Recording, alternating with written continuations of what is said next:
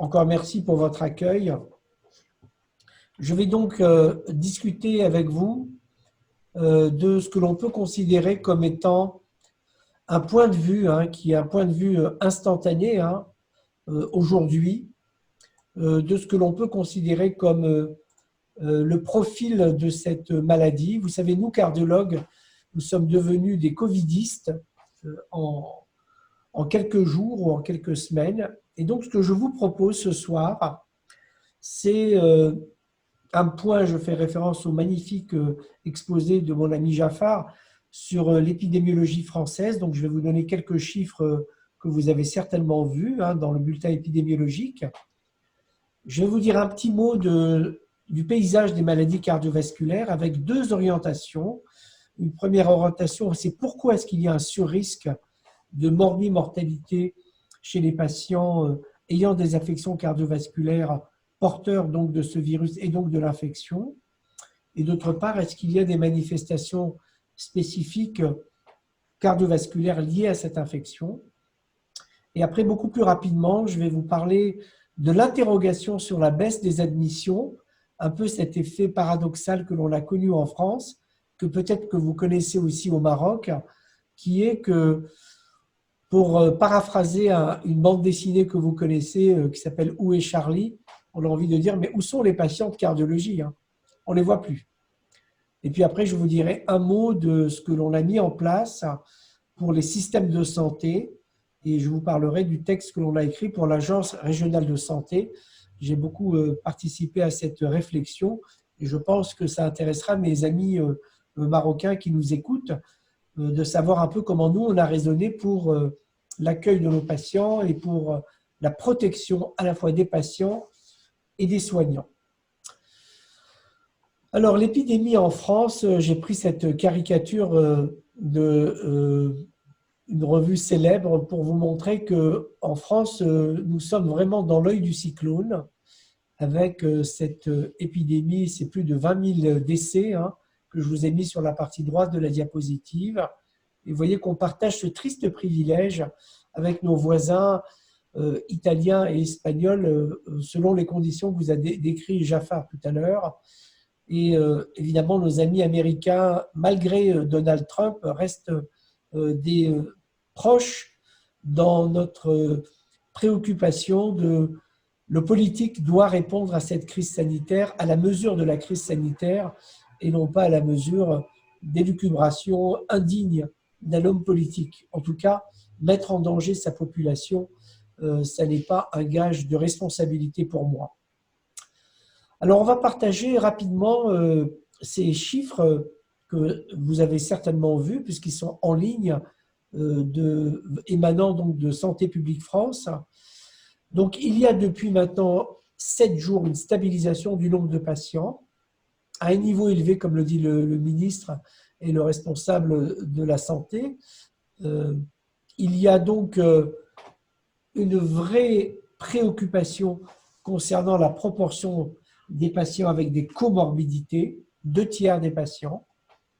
Et il y a une deuxième préoccupation très différente de celle de nos voisins allemands, qui est la moyenne d'âge de nos patients, 65 ans et plus, un malade sur deux en réanimation à plus de 65 ans.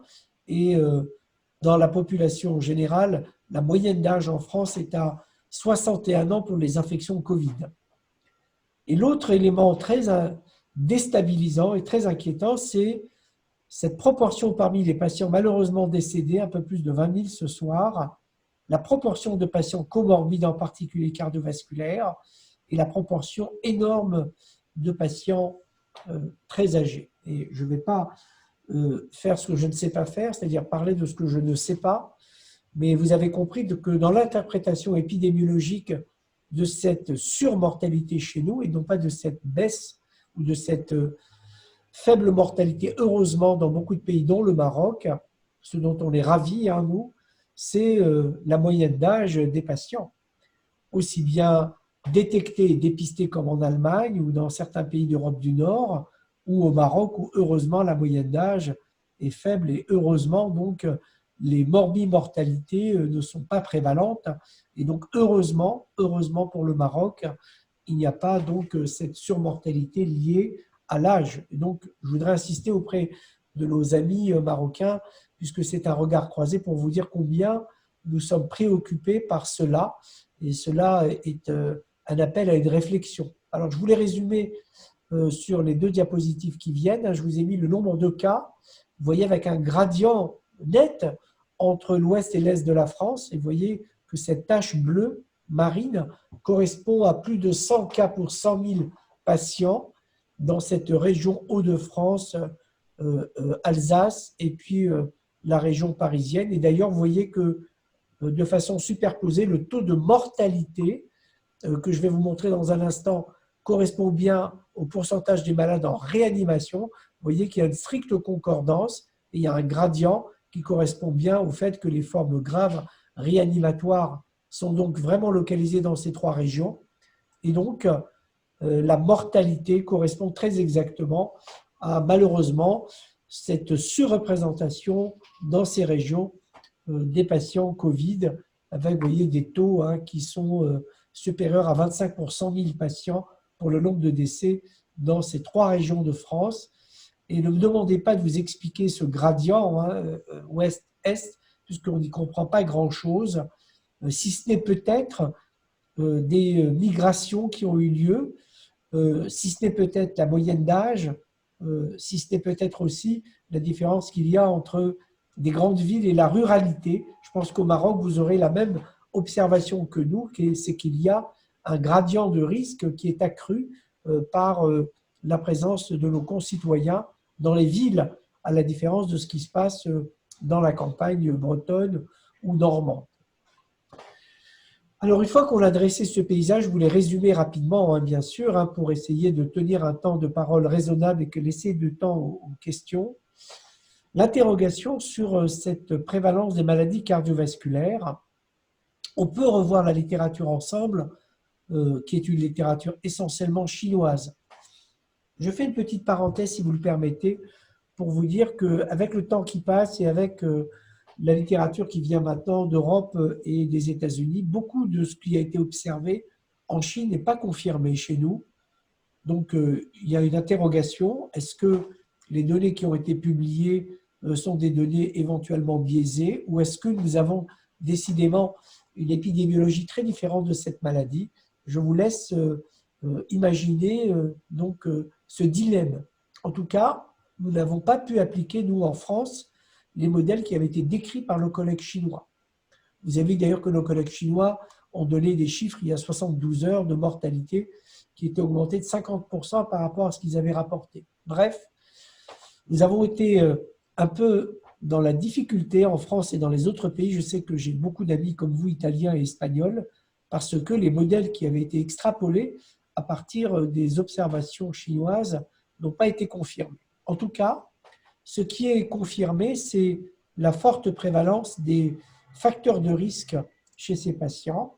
Vous voyez la proportion d'hypertendus et de diabétiques, la forte proportion variable en fonction des études de la présence d'une maladie cardiaque ou cérébrovasculaire et la fréquence des myocardites ou en tout cas des élévations de troponine qu'on va discuter dans un instant. Donc retenez cette notion qui est qu'il y a une présentation comorbide particulière, peut-être liée à la moyenne d'âge. Vous voyez là encore, les Chinois sont plus jeunes que les Français, que les Espagnols et que les Italiens, avec quelques différences, mais vous voyez que les taux de prévalence ne sont pas les mêmes.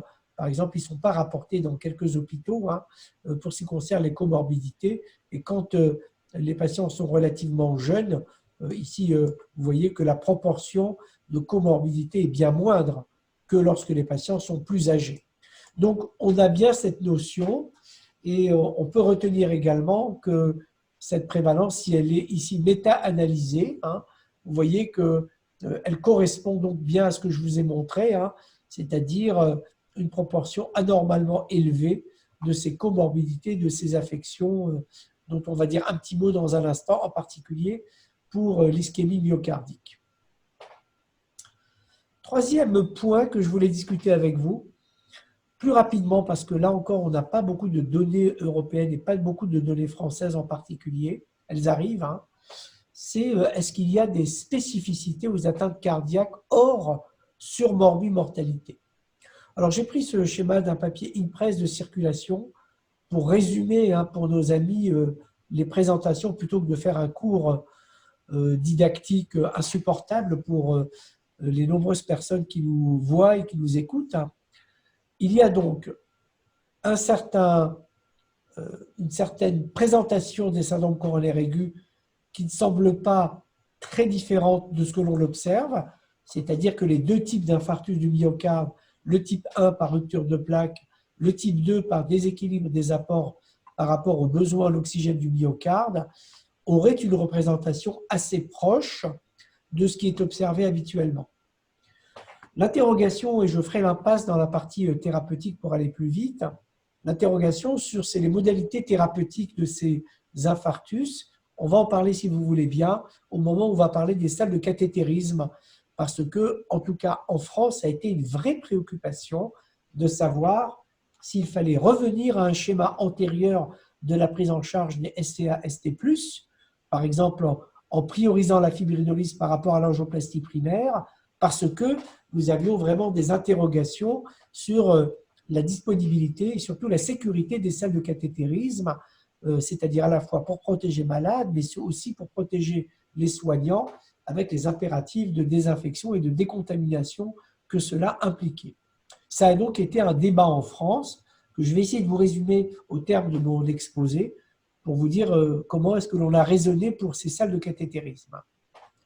Ensuite, il y a, on va en dire un petit mot, ce que l'on peut considérer comme un certain degré de retentissement myocardique d'origine non coronaire, on va l'appeler comme ça, pour être simple, c'est-à-dire des ischémies myocardiques déconnectées d'une lésion coronaire, avec des lésions coronaires en tout cas non significatives. Donc, si vous voulez bien, on va appeler ça ischémie myocardique sans lésion coronaire, les fameux MINOCA dont on parle dans le monde de la cardiologie pour nos amis non cardiologues. Ensuite, il y a une alarme sur les arythmies, surtout supraventriculaires, je vais vous en dire un mot tout à l'heure. Une alarme sur le surrisque d'insuffisance cardiaque et de choc cardiogénique. Alors, soit lié au fait que l'on a vu tardivement les formes habituelles d'infarctus du myocarde, soit lié au fait que cette maladie inflammatoire dont a parlé de façon brillante Zobida pourrait expliquer tout ou partie de la décompensation cardiaque au travers donc d'un trigger inflammatoire, comme c'est bien connu des cardiologues de ville et hospitaliers. Ensuite, on a observé un certain nombre de cas d'épanchement péricardique. On en a vu un certain nombre et on va le rapporter très bientôt puisqu'on a revu la série du service d'échographie cardiaque que l'on a faite. Ça semble anormalement prévalent et on dira un mot du traitement, je pense, en cœur avec Zubida tout à l'heure, parce que ce n'est pas un problème simple puisque je vous rappelle que les anti-inflammatoires non stéroïdiens à dose anti-inflammatoire ne sont pas indiqués dans ce contexte d'infection Covid. Enfin, et là je ne vais pas en dire un mot, Zobida vous a parlé des complications thromboemboliques veineuses, elle a évoqué les complications thromboemboliques artérielles, et là aussi on a très peu de données objectives, on a quelques données italiennes, en particulier néerlandaises qu'elle a citées, mais en tout cas on est incapable aujourd'hui de décrire un profil d'atteinte artérielle liée au Covid. On peut résumer tout cela en disant que dans cette prise en charge de cette ischémie myocardique avec élévation de troponine, qu'elle soit ou non liée à la présence de lésions coronaires, vous voyez qu'il y a une constellation de facteurs précipitants, dont la myocardite virale, mais également l'hypoxémie, qui est malheureusement prévalente chez ces patients qui sont réanimatoires, les fameux 5% dont a parlé tout à l'heure Zubida. Ça vous laisse augurer de ce qui se passe aussi pour les formes intermédiaires à moindre risque, avec un retentissement myocardique potentiel. Donc ce graphique l'a pris aussi dans le papier de circulation InPress, je ne vais pas le commenter, mais c'était juste pour vous dire qu'une réflexion a été engagée autour donc, de l'interprétation de ces troponines élevées, une fois qu'on avait caractérisé la dysfonction myocardique, pour prendre en considération donc, les stratégies thérapeutiques. Et d'ailleurs, la meilleure façon de vous le dire, c'est peut-être de vous rappeler, et là aussi Zoubida en a parlé pour les dédimères, pour la partie qui l'a concernée, qu'une élévation de la troponine est un stigmate donc de nécrose myocitaire. Et là aussi, ça a été méta-analysé par nos collègues chinois.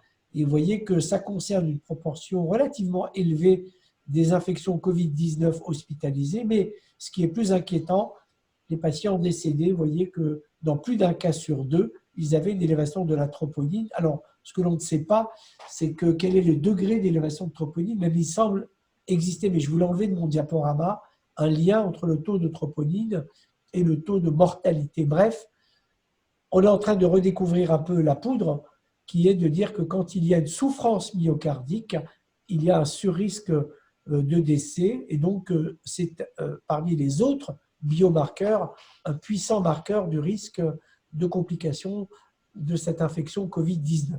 Donc j'ai pris ce cas parce qu'il a été publié dans l'European Heart par nos collègues chinois. Vous voyez, c'est un cas emblématique d'une myocardite fulminante avec une présentation de type sus-décalage de ST et une coronarographie normale. Et j'ai fait exprès de vous mettre les traitements qui ont été proposés parce que je pense que Zoubida m'aidera tout à l'heure dans les questions à vous dire qu'on est incapable aujourd'hui de caractériser la stratégie thérapeutique. Vous voyez que tout a été fait, un bolus de solumédrol avec donc les doses habituelles, des immunoglobulines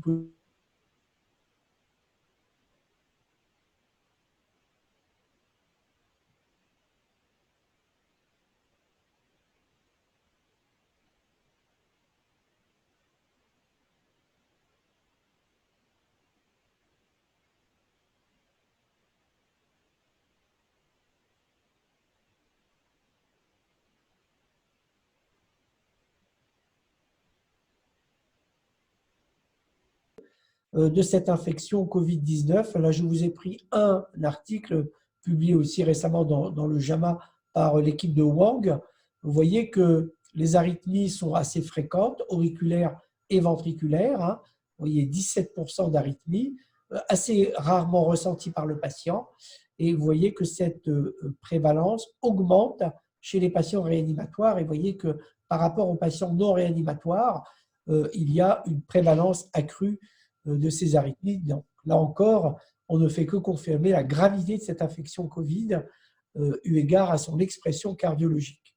Et enfin, comme je vous l'avais promis, les données sur l'insuffisance cardiaque. Là encore, c'est un papier du Lancet d'une étude chinoise de Zhou qui a rapporté la différence qu'il y avait entre la prévalence de l'insuffisance cardiaque clinique entre des patients décédés et des patients survivants. Vous voyez qu'il y a une différence là encore très significative et donc l'insuffisance cardiaque a une forte mortalité dans l'infection Covid-19. Et vous voyez que d'ailleurs, un patient sur 4 a des manifestations d'insuffisance cardiaque. Malheureusement, dans cet article, il n'y a pas de détails sur les biomarqueurs, mais on peut imaginer que cette proportion certainement est encore plus élevée si l'on prend en considération les biomarqueurs que sont le BNP ou le NT-proBNP.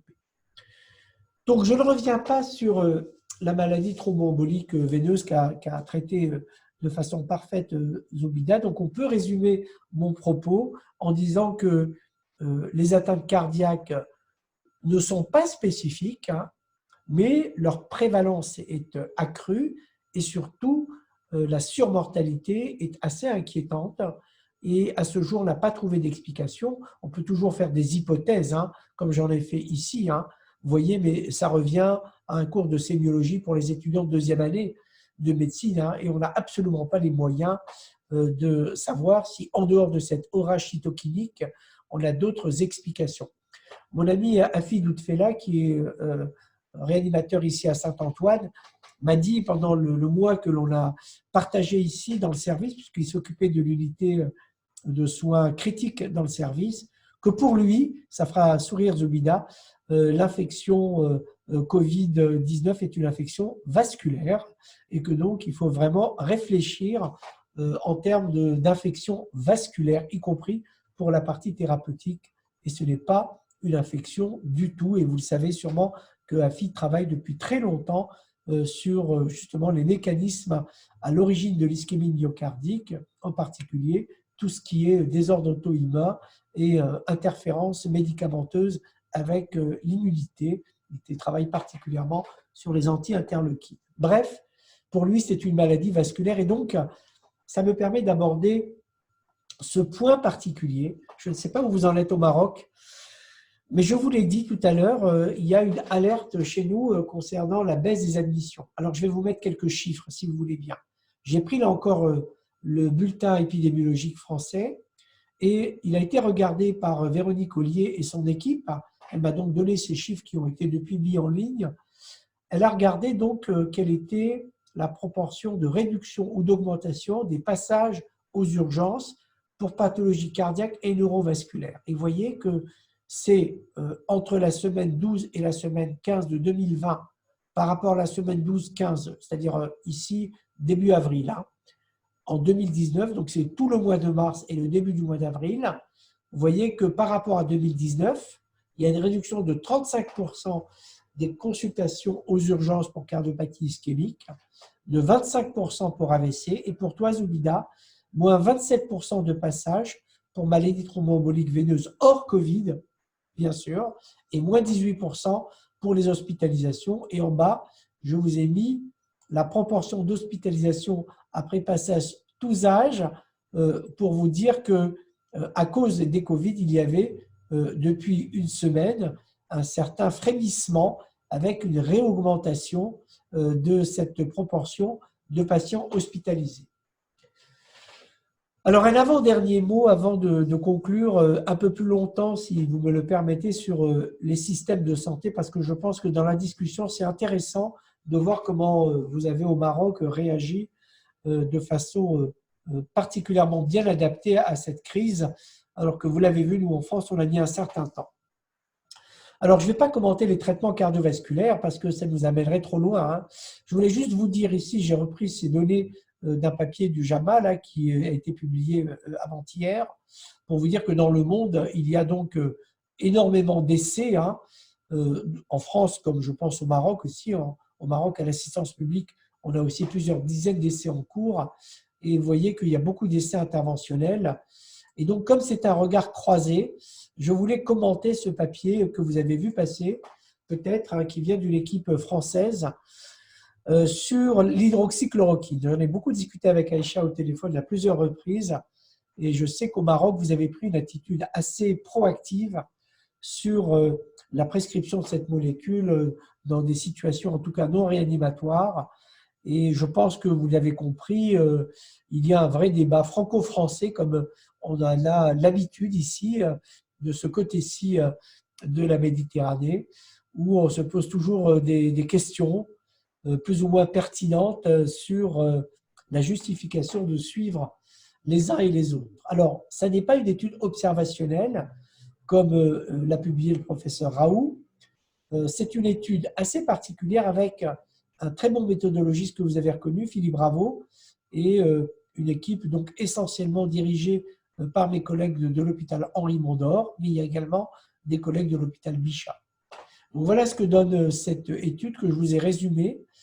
Donc deux stratégies thérapeutiques ont été comparées, les 600 mg en dose unique en initiation pour l'hydroxychloroquine, et puis comparé donc à une absence de traitement selon une période qui a correspondu à une géographie particulière, puisque les hôpitaux ont pu donc avoir des informations sur le statut de leurs patients de façon différée, leur permettant donc de démarrer de façon différée le traitement, et donc d'avoir vraiment une cohorte pour laquelle il n'y avait pas d'introduction du traitement et une cohorte pour laquelle il y avait l'introduction précoce du traitement. Et le critère de jugement principal qui a été choisi est un critère que l'on peut discuter, mais qui est la proportion de patients transférés en unité de soins intensifs dans les 7 jours de l'inclusion et ou la survenue d'un décès. Et en critère de jugement secondaire, la mortalité toute cause à 7 jours, à J7, et la survenue d'un syndrome de détresse respiratoire. Et les résultats donc, ont été donnés ici. Je vous les résume. Donc, je vous les rappelle. Donc, 84 patients qui ont reçu dans les 24 heures de l'admission l'hydroxychloroquine en monothérapie et 97 qui ne l'ont pas reçu de façon donc non randomisée, mais quand même aléatoire. Et il y a eu donc un ajustement avec un score de propension qui a été fait, donc avec une analyse sophistiquée qui a permis de montrer que donc il n'y avait pas de différence dans le nombre d'événements survenus, c'est-à-dire sur le critère de jugement principal. Vous voyez que le risque relatif est à 0,91 et qu'il n'y a pas de différence significative entre les deux. On a regardé ensuite le taux de décès à J7. Vous voyez qu'il n'y a pas eu de différence sur le nombre d'événements avec un risque relatif à 0,61 non significatif. Il n'y a pas eu non plus de survenue différente du syndrome de détresse respiratoire aiguë dans les 7 jours. Et donc, vous voyez que dans cette étude non randomisée, mais qui a été faite selon un design satisfaisant et avec un ajustement sur un score de propension, il n'y a pas de différence dans ces deux attitudes avec ou sans hydroxychloroquine. Donc, vous le savez, il y a un essai randomisé qui a été fait dans le bras 1 de Discovery et donc on aura des résultats d'ici quelques semaines avec une étude randomisée. Et vous voyez que le signal d'allongement du QT, en tout cas de modification d'électro, a été rapporté dans 10% des cas sans conséquence, heureusement. Alors, je vais terminer, si vous voulez bien, toujours cette idée de regard croisé, et donc parler un peu plus de la France que du reste du monde, de ce qu'on appelle une réponse d'un système de santé. Donc là, je vais aller beaucoup plus vite, parce que beaucoup de choses, au moment où je vais vous les présenter ce soir, ne sont plus d'actualité, puisque, je vais vous le dire à la fin de mon bref exposé, on est entré dans une phase justement de levée de la sensibilisation du système de santé, au moins en partie pour un certain nombre de services satellites des services de médecine interne, de médecine infectieuse et de réanimation, compte tenu heureusement de la baisse du nombre de cas. Alors l'ARS m'avait demandé, avec un groupe de cardiologues experts, de réfléchir à des recommandations régionales en Île-de-France. Et je vais vous résumer donc ce que l'on a dit, mais très rapidement. Vous voyez, pour les pathologies chroniques non Covid et comme ça, vous pourrez me dire comment vous avez travaillé au Maroc. Pour ces pathologies donc réputées non Covid, sans décompensation donc de la maladie chronique, on a demandé de déprogrammer toutes les consultations et tous les examens complémentaires de ces patients lorsque c'était possible et de considérer qu'en l'absence de déstabilisation, on les laissait tranquilles et on essayait d'avoir des contacts avec eux par téléconsultation. Je ne sais pas si vous avez travaillé là-dessus. Et en cas donc de nécessité de voir le patient, parce que finalement, même s'il n'y a pas eu de décompensation, le praticien a estimé qu'il souhaitait voir le patient.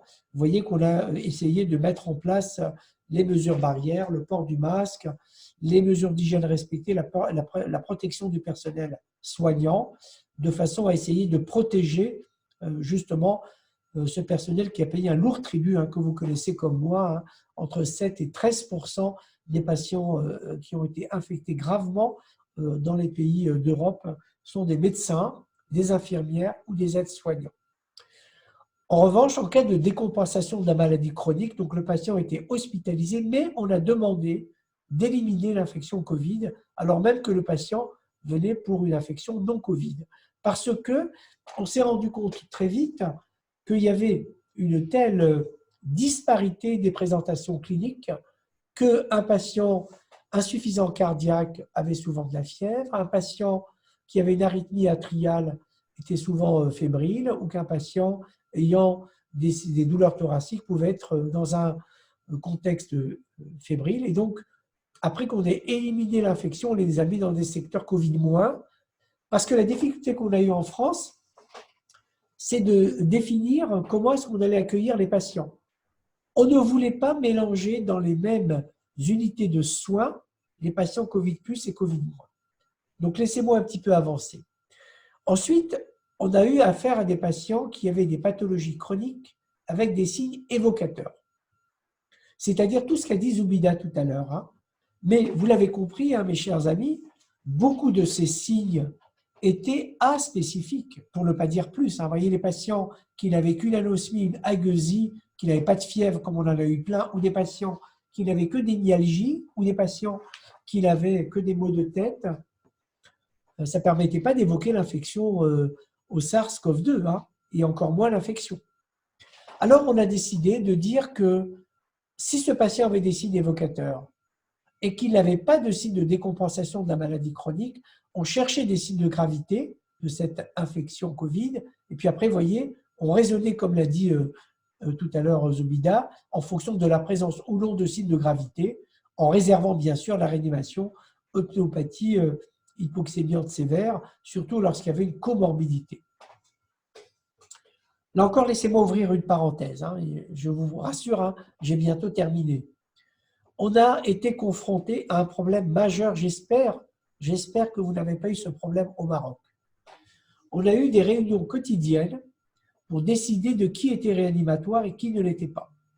Et je vous avoue que les équipes de soignants ont été choquées parce qu'on a été obligé de considérer a priori qu'un patient, compte tenu de la sévérité de la pneumopathie et ou de la comorbidité et ou de l'âge, était ou non réanimatoire. Et donc, ces décisions qui, heureusement, ont été prises dans un concert plutôt homogène, ont suscité, comme vous l'imaginez, des traumatismes dans les équipes de soignants parce qu'il y a donc des patients qu'on a décidé de ne pas réanimer. Ce que je vous dis là, c'est banal puisque nos collègues réanimateurs ont l'habitude d'écrire dans les dossiers patient réanimatoire ou patient non réanimatoire, ou plutôt patient à intuber ou patient à ne pas intuber. Mais je voulais partager avec vous cette impression que l'on a eue d'être quelque part un peu des juges alors qu'on nous demandait d'être des soignants. En revanche, quand il y avait une décompensation de la maladie chronique, donc là, c'était simple, le patient appelait le 15 chez nous, hein, et puis il entrait dans le système de soins habituel. Donc, pour terminer, on s'est aussi posé des questions sur les salles de cardiologie non invasive et invasive. Donc là, c'est un clin d'œil aussi à Aïcha. On a été confronté très vite à ce dilemme, et on en a discuté, toi et moi, au téléphone, Aïcha, c'est est-ce qu'on doit considérer une échographie cardiaque transthoracique comme un examen à haut risque? Et la réponse est oui. Est-ce que l'échographie transœsophagienne est un examen à haut risque? Non, c'est un examen à très haut risque. Et donc, la première réaction de mon équipe a été de dire, et j'en ai beaucoup discuté avec Nicolas Mansancal, le président de la filiale, et je vais vous montrer dans un instant ce qu'on a écrit et que j'ai transmis à Aïcha. Il n'est plus possible de raisonner comme hier. Il n'est plus possible de faire des examens avec une exposition de risque des personnels qui sont à quelques centimètres de la bouche et donc des aérosols du patient. Et donc, vous voyez, on a essayé d'abord de dire que le TO, sauf indication exceptionnelle, on va le revoir, n'était plus un examen qui était indiqué. Et le TT, eh ben, quand le patient était Covid-, on faisait comme s'il était Covid+. Et a fortiori, quand le patient était Covid+, alors là, on rajoutait une couche sur la désinfection particulièrement soignée, en protégeant la sonde, en protégeant le clavier, en portant un masque chirurgical ou même un masque FFP2, comme ça a été proposé par certains. Mais en tout cas, le patient portait au minimum un masque chirurgical et l'opérateur portait un masque FFP2, considéré comme ayant à faire un soin mouillant pour le patient. On a privilégié la position à droite, même si c'est discutable, et on a considéré que c'était vraiment, décidément, un patient à très haut risque. Et on l'a résumé ici, je ne vais pas tout répéter, hein. Demande de TT, évaluer l'indication, si on peut la différer, on diffère, et on discute avec le prescripteur de façon à bien être sûr que le patient va être protégé et que le médecin technicien va être protégé. Et pour les ETO, vous voyez qu'on l'a considéré, compte tenu du risque très élevé d'aérosolisation, qu'il était préférable de discuter les indications et de les différer et de réserver les indications de l'ETO aux très rares patients qui avaient une urgence, qui étaient considérés comme non différés, qui ne pouvaient pas bénéficier d'un examen alternatif type scanner ou IRM.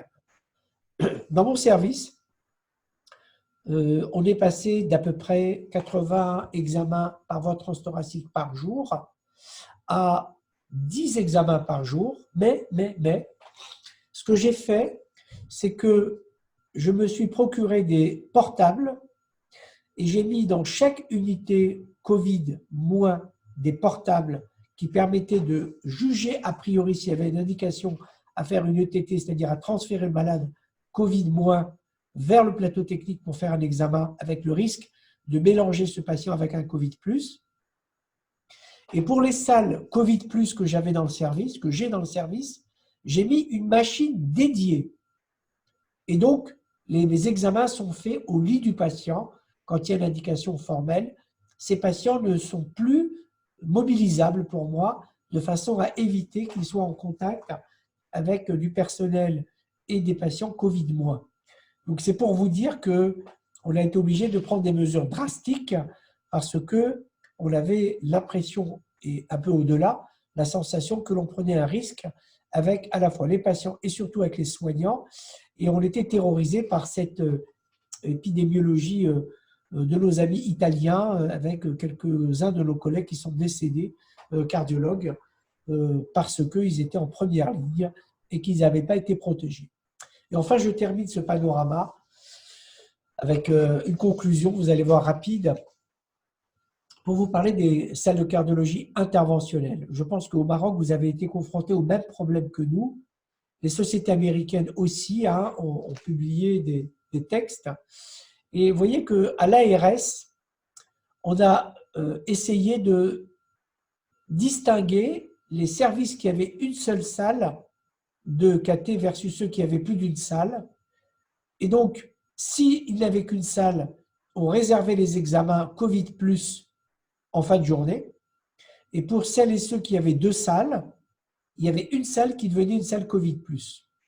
Et d'ailleurs, je ne vous l'ai pas dit tout à l'heure, mais au plateau technique d'échographie dans mon service, j'ai quand même gardé une salle ETT, ETO, Covid+, dans le plateau technique, mais on a fait très peu d'examens pour les patients qui venaient de l'extérieur de mon service pour essayer de se protéger et de les protéger.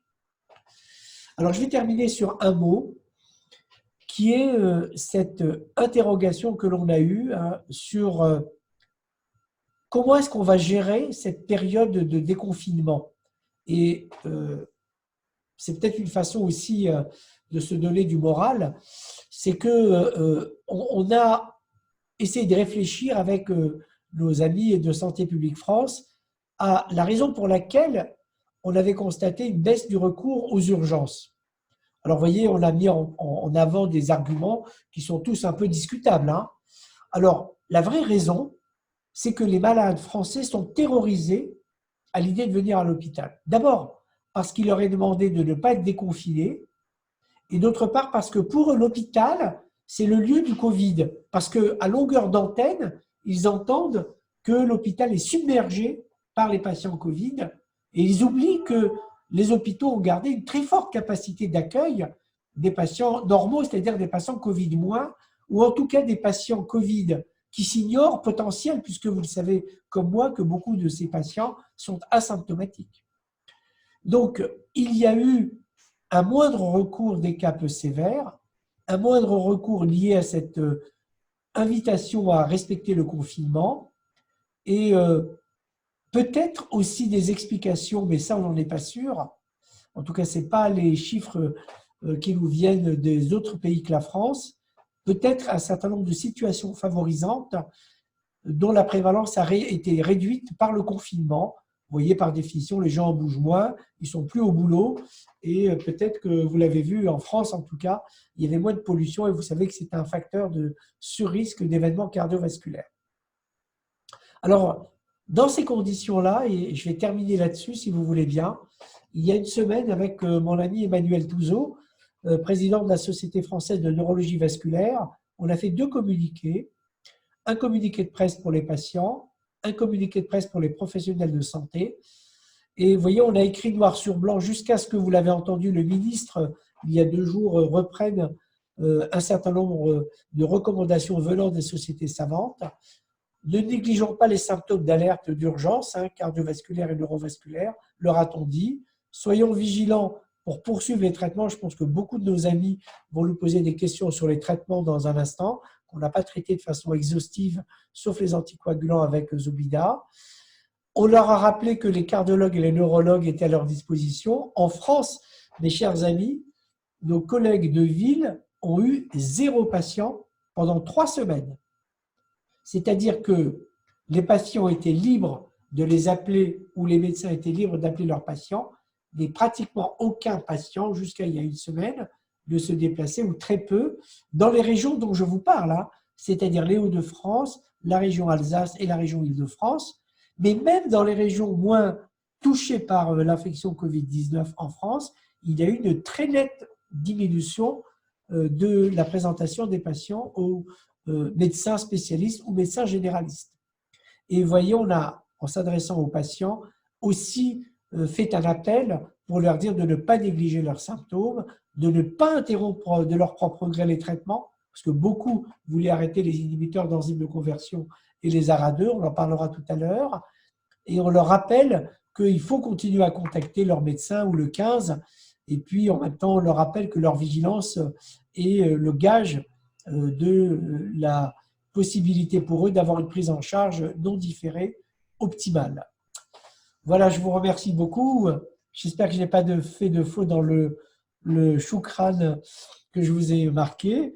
En tout cas, avant les questions, je voulais vous dire combien je suis ravi de faire ce premier webinaire parmi les très nombreux qu'on va organiser avec Aïcha. Et j'espère que la situation dans nos 2 pays continuera d'être favorable de façon à ce qu'on puisse envisager enfin de se serrer dans les bras et de s'embrasser. Merci beaucoup. Merci beaucoup, Ariel, pour ta lecture brillantissime. Tu nous as gâtés comme